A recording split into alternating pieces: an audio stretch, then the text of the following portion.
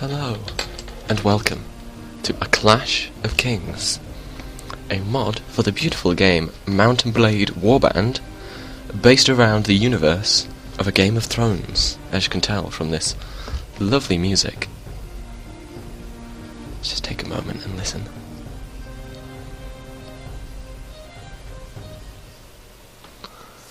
Beautiful, isn't it? Right, I've got a few games already, but we're not going to play any of those. Instead, we're going to start our own game. I'm going to start a brand new game here for YouTube of A Clash of Kings, and we're going to see how well I can survive in the world of Game of Thrones with the game of Mount and Blade Warband. Now, of course, our ultimate aim is to rule from the Iron Throne. However, we will be starting from pretty much the very bottom.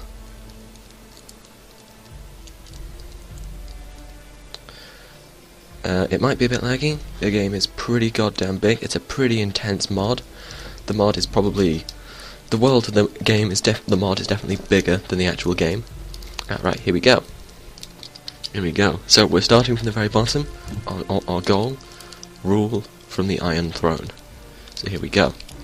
You go for a stroll in the streets of your hometown when you hear that King Robert has been gored to death by a large boar. Oh yeah, I'll tag this as spoilers, guys, don't worry. The fishmonger that you're speaking with tells you that Eddard Stark, the Hand of the King, tried to usurp the throne, but the valiant King Joffrey's advisors managed to foil his plot, and peace has surely been restored. However, a few days later, a weary traveller arrives with more news. Following the imprisonment of Lord Stark, the Northern Lords marched south to defeat the Lannisters and free their liege. They ambushed the army of the Kingslayer, routed his forces and captured Sir Jaime. After which, they broke the siege of Riverrun. All of a sudden, the odds seem to be turning against Joffrey, and his name is no longer shouted in the streets. Making a quick decision, you decide to strike out, hurriedly selling off your meagre positions to a fat innkeeper, and packing only the most essential. You finally feel like you control your own destiny, and that whatever course you take, great deeds await you. So there you go, there's a bit of background. That is exactly where we are joining this story, and now we get the lovely Mount and Blade character creation screen. So, we've got gender, who my father was, how I spent my early life, what I then became, and the reason I have for striking out on an adventure. So, I'm going to stick with me. We're going to say I'm male. And I'm going to say, and here's our options. So we've got a landless knight, travelling merchant, man-at-arms, hunter, bard, thief, or a septon. Which is basically a priest. However, I'm going to say my father was a landless knight. So my father was a landless knight. He served Old Lord Went as a sworn sword, never improving his own or his family's lot in life. And I will say, let's start out as a page. So I spent my early life as a page at a nobleman's court. As a boy growing out of childhood, I went to serve at the court of the new Lord Went. There, my first lessons were in humility. So I waited upon the knights and ladies of the household, from their dice games, their gossip, and even the poetry of great deeds and courtly love. You quickly began to learn about the adult world of conflict and competition. You also learned from the rough games of the other children who battered each other with sticks in imitations of the men-at-arms and knights. And yeah, I quite like this one. Squire's good as well. So that is a young adult. Life changed, as it always does. I became a squire. Though the distinction felt sudden to you, somewhere along the way, I had become a man. The whole world seemed to change around me. When I was named a squire to one of Lord Went's knights, I practiced long hours with weapons, learning how to deal out hard knocks and how to take them. I was instructed in my obligations to my lord, and one of your duties to those who might one day be your vassals.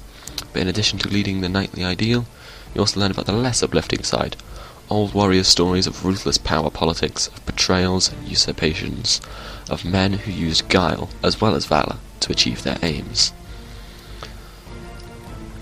And then, I'm going to say, what drove me... my reason for adventure is, of course, a lust for money and power, because I plan to rule.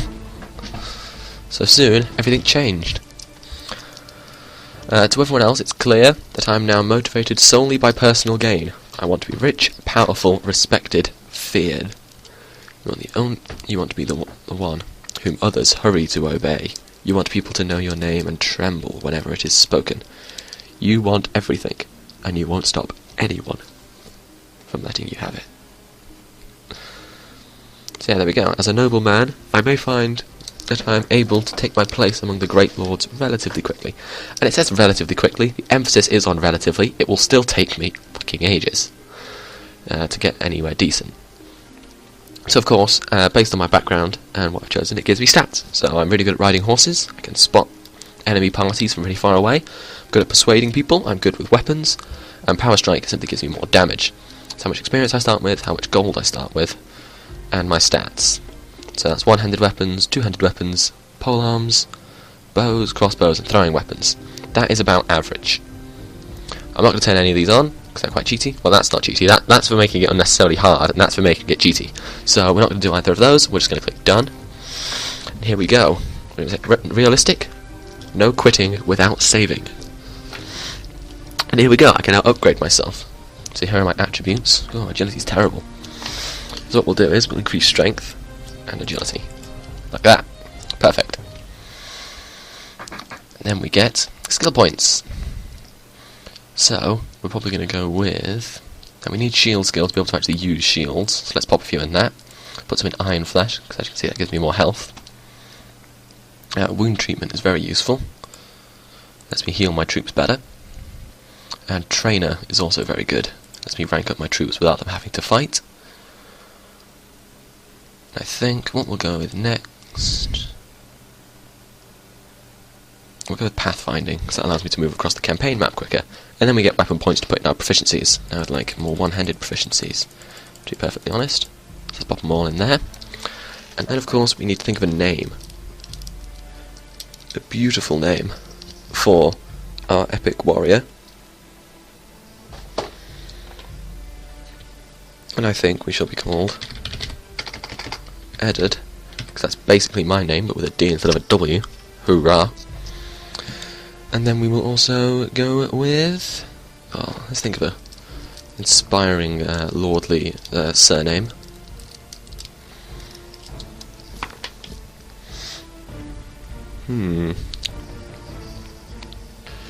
Or I might just make a shameless reference. I could always make a shameless reference to something.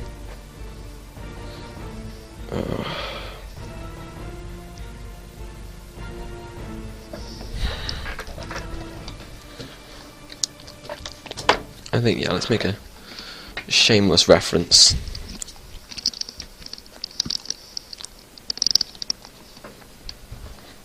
Go with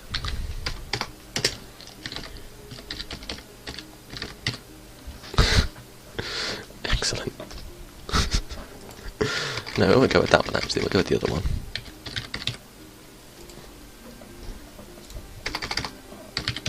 There we go.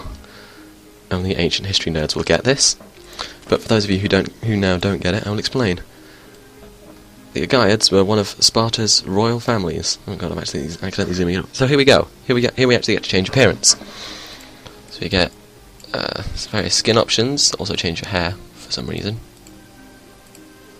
My personal favourite is this one, so we're going to go with that. We get some nice hair options. So it's the thing I already know what I like in this game. I like that. And then we'll get a beard. Just this epic Game of Thrones music in the background, and there we go. And then we can change some of these. I won't mess around with them too much because you can absolutely ruin your character by changing these too much. So we'll just go with something simple.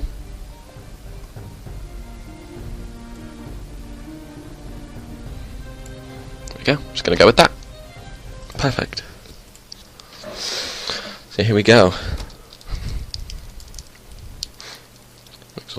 There we go. The rasp of a blade. But who is it? And we're just going to get thrown into the thick of things here. Someone has drawn a sword somewhere. And there they are. So as you can see here, this is me. I've got my basic armour, I've got a sword. This is the equipment. The third story that I chose as Squire determines what equipment you get when you start. And here is a bandit who's trying to kill me. And yeah, as I said, we're being thrown straight into the thick of things with combat. Luckily, he's not very good, so we've taken him out pretty quickly. Just a bandit. And then there's this guy. He is not a bandit. He is Obsert Clerk. He says, "Are you alright? Well, I guess you're alive, at any rate." Oh, I don't know why he sounds like the, Oh, God, I don't know why he sounds like that. Jeez, he's the frog from Danger Mouse, that's what he is. "Now, let me explain my proposition. You must find Danger Mouse and destroy him." No, that's not what he says. He doesn't care who I am, he's just a merchant. He's suffering. Heard the Free Cities, so he's probably going to go there. He's going to go to the Free Cities in the east. He's telling me to do the same. So he wants me to go across the narrow sea until a new king has been crowned and anointed. Well, I'm going to say I think I will stay.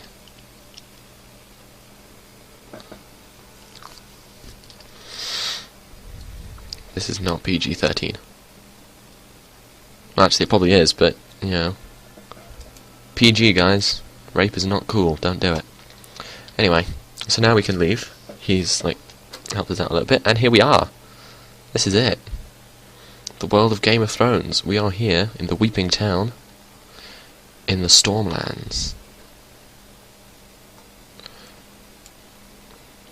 Yeah, we don't want to move yet. So hang on. Oh, here we go. Yeah. Because I chose Landless Knight, I'm actually allowed to carry a banner. So we get to choose ourselves a nice banner with a logo and everything. Some of these you will almost certainly notice as I start to click through them. Because they are literally supposed to be the ones from the show. And of course the books as well. I haven't watched the show, I read only the books. Well, most of the books. I stopped at Feast for Crows. Jesus Christ, that book was so boring. Anyway. So I get to choose a banner. It's given me quite the selection, as you can see.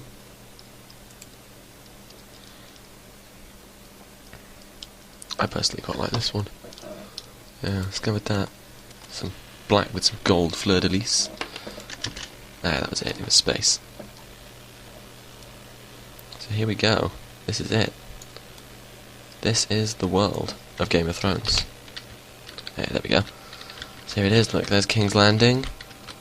Storm's End. It's here. Got Dragonstone. Go over here. Got the Riverlands. There's River Run. There's the crossing. Then of course we can head further up, and we've got Lands of the Stark, we've got the North, the Three Sisters. If we go far enough, there is the Wall, with Nightfort. Nothing comes across the Wall, luckily. You can't go any further north. You can go up there, but I believe it's just full of bandits and stuff, and the Whites. We've also got, obviously, the Reach, and we've got Dawn down here. So I can go absolutely anywhere in an attempt to make my fortune, but ultimately my goal should be King's Landing. Here. Now, normally in Mount and Blade you couldn't go across the sea, but in this you can. You can head east into the Free Cities. Where you can go to the cities such as Tyrosh, Pentos, all the Free Cities. Even Big Bravos up here. But that's not important, because right now we have our own adventure. And I'm going to head into the Weeping Town. We're going to go to the tavern, because we might find some people who have missions for us. We've also found some sellswords. We've had a townswoman and a townsman. They don't say anything, they're just boring old NPCs. Look at them. ...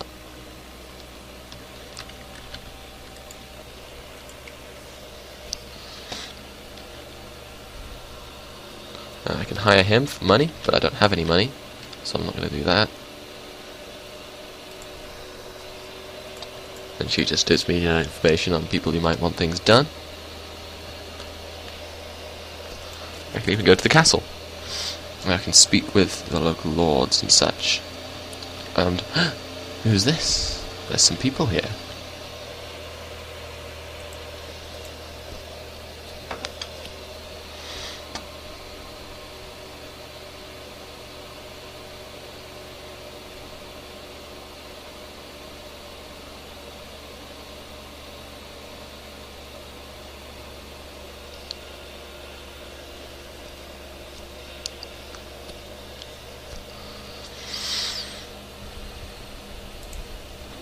So there we go, he's given us a bit of information of stuff, and he's told me that, in fact, he does have a mission. He wants me to go to the Reach, deliver a message. So there's lots of stuff to do. As you can see, this is our market screens. We've got some basic stuff. We've got his letter, which, yeah, we'll put there. We've got a cloth tunic, but it's not as good as our gambeson, and our leather boots. We've got a basic horse, and we've got a rusty sword. So we've got some very basic equipment.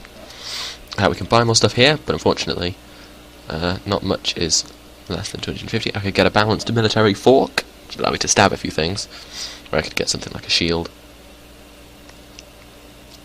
I could get a kite shield, but that's about it really.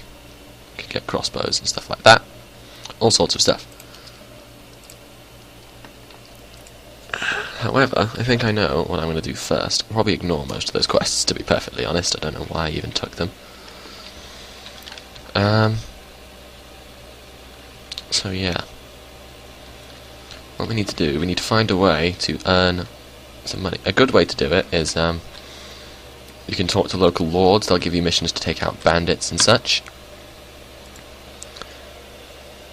So you just click, and off you go. The little guy walks around, other people will do that too. You can head over to Slane, but look at this. So I'm basically just showing you the basics of this at the moment.